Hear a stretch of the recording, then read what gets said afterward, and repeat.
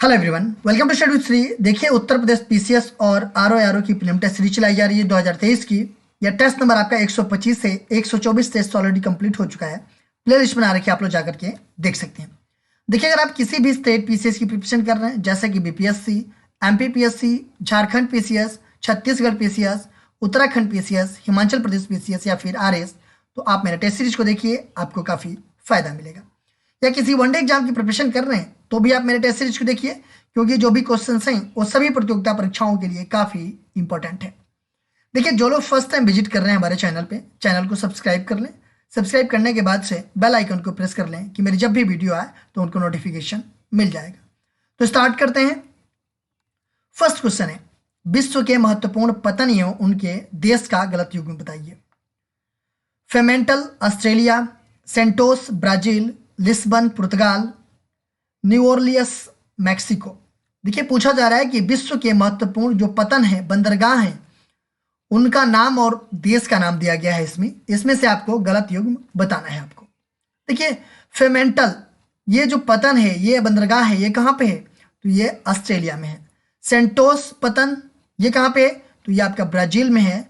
Lisbon, ये कहाँ पे है बंदरगाह? तो ये पुर्तगाल में है। और न्यू ऑरलियंस जो है कि ये कहाँ पे है? तो ये जो है कि यूएसए में है। ठीक है, मैक्सिको में नहीं है, ये आपका यूएसए में है।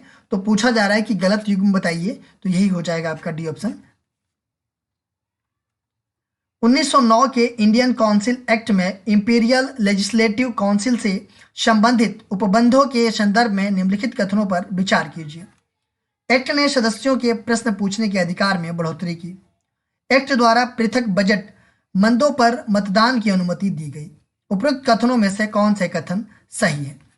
देखिए, बात की जा रही है 1909 के एक्ट के अकॉर्डिंग। ठीक है, देखिए 1909 का जो भारत परिषद अधिनियम था, इसको जो है कि मार्ले मिंटो सुधार अधिनियम के नाम से भी जाना जाता है। ठीक है, देखिए जो 1909 के भारत परिषद अधिनियम था, इसके द्वारा जो है कि केंद्रीय तथा प्रांतीय विधान परिषदों के कार्यों का विस्तार किया गया और सदस्यों के वाद विवाद करने का अधिकार दिया गया और वो पूरक प्रश्न पूछ सकते थे। ठीक है, तो इसमें जो है कि पूरक प्रश्न पूछने का अधिकार दिया गया। ठीक है, दूसरी बात यह है कि केंद्रीय विधान मंडल में बजट की विवेचना के लिए विस्तार पूर्वक जो है कि नियम बना दिए गए और सदस्यों को ये इसमें जो है कि मत देने का अधिकार नहीं दिया गया।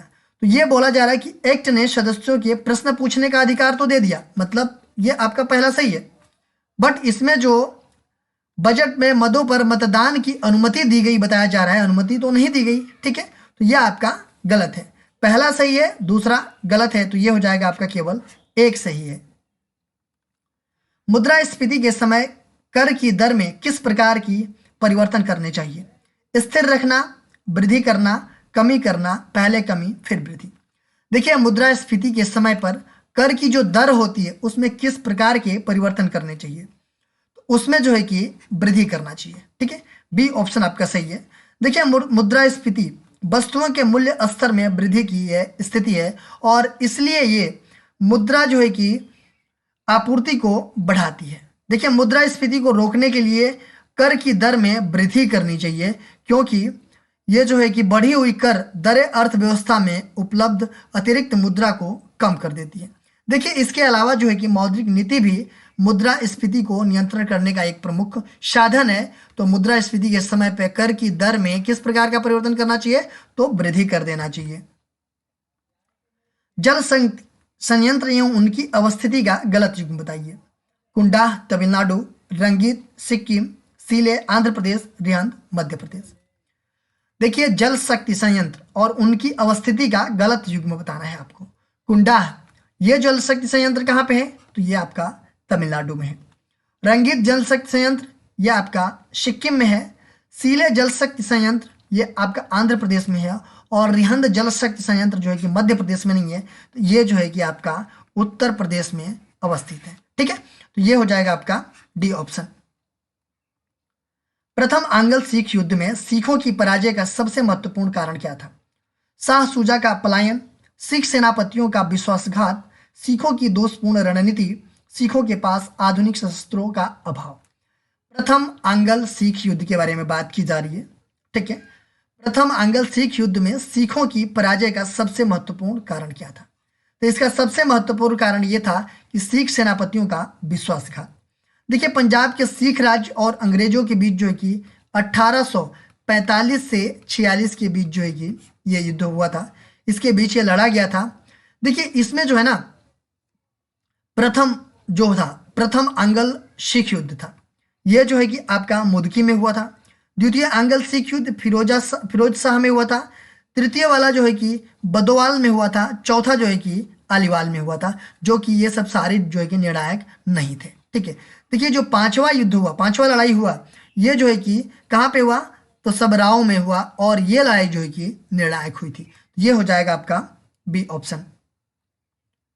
भारत में अंग्रेजों की फ्रांसीसी चुनौती का अंत किस युद्ध में हुआ था? वांडीवास का युद्ध, प्लासी का युद्ध, बक्सर का युद्ध, देवराई का युद्ध। भारत में अंग्रेजों की फ्रांसीसी चुनौती का अंत किस युद्ध में हुआ था? तो यह हुआ था आपका वांडीवास का युद्ध में। ए ऑप्शन आपका सही है। देखिए, वांडीवास का युद्ध जो है 22 जनवरी 1760 ईस्वी में वांडीवास के युद्ध में अंग्रेजों ने फ्रांसीसी सेना को बुरी तरह से पराजित किया, और इनके साथ ही फ्रांसीसियों का जो भारत में प्रभाव था उसको जो है कि समाप्त कर दिया वांडीवास का युद्ध के अकॉर्डिंग। ठीक है, तो ये हो जाएगा आपका ए ऑप्शन। सूची फर्स्ट को सूची सेकंड से सम्मिलित कीजिए तथा सूचियों के नीचे दिए गए कूट का उपयोग करके सही उत्तर का चयन कीजिए। देखिए, सूची फर्स्ट में कुछ पर्यटन स्थल का नाम दिया गया है, और सूची सेकंड में कुछ राज्य का नाम दिया गया है। देखिए, अगर बात करें हम चक्राता पर्यटन स्थल, ये कहाँ पड़ता है? तो ये पड़ता है आपका उत्तराखंड में। हफलांग, ये पर्यटन स्थल कहाँ पे पड़ता है? तो ये पड़ता है आपका असम में। और कलिम्पोंग, ये कहाँ पड़ता है? तो ये आपका पश्चिम बंगाल में पड़ता है। और कुफरी जो पर्यटन स्थल है, ये पड़ता है आपका हिमाचल प्रदेश में। तो ये हो जाएगा 3124, ये हो जाएगा आपका सी ऑप्शन। निम्नलिखित में से किसका शिखर द्रविड़ शैली में बना हुआ है? भीतरगांव मंदिर, कंदरिया महादेव मंदिर, ग्वालियर का तेली मंदिर, औसिया मंदिर। पूछा जा रहा है कि किसका शिखर जो है वो द्रविड़ शैली में बना हुआ है। तो किसका शिखर द्रविड़ शैली में बना हुआ है? तो ये बना हुआ है आपका ग्वालियर का तेली मंदिर का। देखिए, जो ग्वालियर का तेली मंदिर है, इस मंदिर के वास्तुशैली में जो है कि हिंदू और बौद्ध दोनों वास्तुकला का मिश्रण समाहित किया गया है। ठीक है, तो ये हो जाएगा आपका सी ऑप्शन। निम्नलिखित में से कौन सा जोड़ा सही नहीं है? ऑस्ट्रेलिया डाउन्सलैंड, अर्जेंटीना पंपास, उत्तरी अमेरिका प्रेयरीज, कनाडा सवाना। पूछा जा रहा है कि कौन सा जोड़ा सही नहीं है। देखिए, शीतोष्ण कटिबंधीय घास के जो मैदान है ना, उसको विश्व में विभिन्न क्षेत्रों में अलग अलग नामों से जाना जाता है। देखिए, ऑस्ट्रेलिया में किस नाम से जाना जाता है? तो डाउन्सलैंड के नाम से जाना जाता है। अर्जेंटीना में किस नाम से जाना जाता है? तो पंपास के नाम से जाना जाता है। उत्तरी अमेरिका में किस नाम से जाना जाता है? तो प्रेयरीज के नाम से जाना जाता है। और कनाडा, देखिए कनाडा हुआ और उत्तरी अमेरिका, इन दोनों में जो है कि जो घास के मैदान है उसको जो है कि प्रेयरीज के नाम से जाना जाता है, न कि सवाना के नाम से जाना जाता है। इसमें सही नहीं कौन सा है? तो ये आला हो जाएगा आपका डी ऑप्शन। अनवंती स्थित कौन से शुंग शासक को महाकवि कालिदास ने अपने नाटक का नायक बनाया था? बृहस्पति मित्र, दुष्यंत, पुष्यमित्र, अग्निमित्र। देखिए, अवंती स्थित कौन से शुंग शासक को महाकवि कालिदास ने अपने नाटक का क्या बनाया था? नायक बनाया था। वो कौन सा शुंग शासक था? तो वो था आपका अग्निमित्र। ये डी ऑप्शन आपका सही है। ईश्वरचंद विद्यासागर द्वारा चलाए गए सामाजिक सुधार आंदोलनों में सबसे प्रमुख आंदोलन निम्नलिखित में से कौन सा था? विधवा पुनर्विवाह, जाति प्रथा पर रोक, सती प्रथा पर रोक, इनमें से कोई नहीं। देखिए, ईश्वरचंद और विद्यासागर, इनके द्वारा जो चलाया गया था सामाजिक सुधार आंदोलन, उसमें से सबसे प्रमुख आंदोलन निम्नलिखित में से कौन सा था? तो वो कौन सा था? तो वो था विधवा पुनर्विवाह। देखिए, ये जो है कि आपका 1856 ईस्वी में हिंदू विधवाओं के लिए ये कानून पास किया गया था, विधवा पुनर्विवाह। तो ये हो जाएगा आपका ए ऑप्शन। ब्रह्म समाज के बारे में निम्नलिखित कथनों पर विचार कीजिए। ब्रह्म समाज का अधिकांश प्रभाव ग्रामीण क्षेत्रों के किसानों एवं मजदूरों पर था। राजा राम मोहन राय के द्वारा ब्रह्म समाज की परंपरा को देवेंद्र नाथ ठाकुर ने आगे बढ़ाया। देखिए, ब्रह्म समाज के बारे में बात की जा रही है। जो ये ब्रह्म समाज था, ये जो है कि आपका 1815 ईस्वी में, 1815 ईस्वी में, ठीक है, 1815 ईस्वी में राजा राम मोहन राय ने आत्मीय सभा की स्थापना किया था, ठीक है, 1815 में। यही आगे चल करके 1828 में इसको किस नाम से जाना जाने लगा, तो इसको जो है कि ब्रह्म समाज के नाम से जाना जाने लगा, ठीक है। देखिए, इन्होंने, राजा राम मोहन राय ने इसकी स्थापना किया था, लेकिन इनके बाद इनकी परंपरा को देवेंद्र नाथ ठाकुर ने इसे आगे बढ़ाया, ठीक है।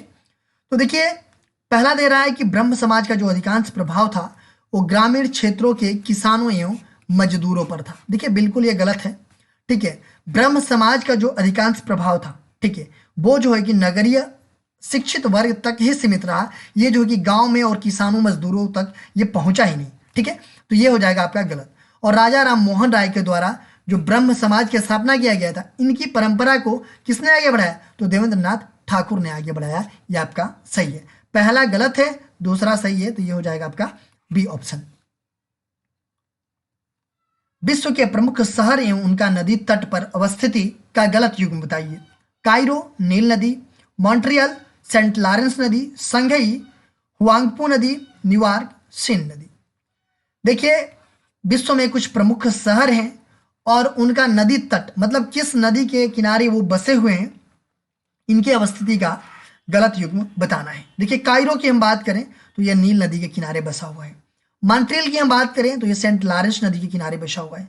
शंघाई की हम बात करें तो यह हुआंगपू नदी के किनारे बसा हुआ है। और न्यूयॉर्क जो है, ये जो है कि सीन नदी के किनारे नहीं बसा हुआ है। न्यूयॉर्क जो है कि हडसन नदी के किनारे बसा हुआ है। तो ये हो जाएगा आपका डी ऑप्शन। बांध एवं उनसे संबंधित देश का गलत युग्म बताइए। न्यूरेक बांध, तजाकिस्तान। थ्री गोर्जेस बांध, चीन। हुअर बांध, संयुक्त राज्य अमेरिका। इटाइपू बांध, अर्जेंटीना। देखिए, इसमें कुछ बांध का नाम दिया गया है और संबंधित देश का गलत युग्म बताना है इसमें, ठीक है। न्यूरेक बांध ये कहाँ पे है, तजाकिस्तान में है। थ्री गोर्जेस बांध ये कहाँ पे है, तो ये चीन में है।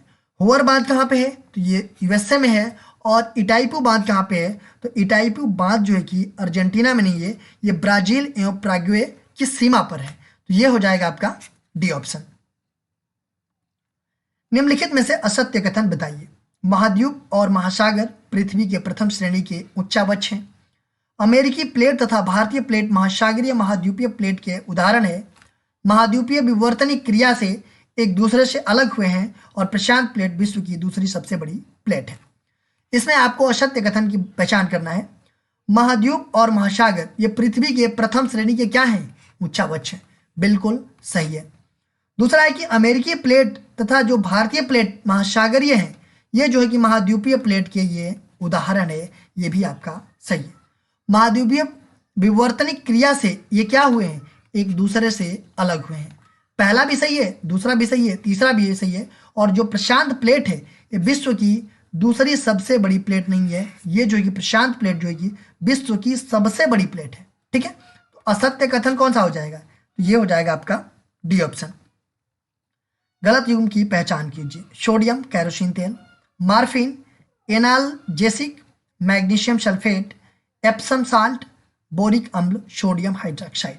देखिए, सोडियम किससे संबंधित है, तो ये कैरोसिन तेल से संबंधित है। मार्फिन ये जो है कि एनाल्जेसिक से संबंधित है।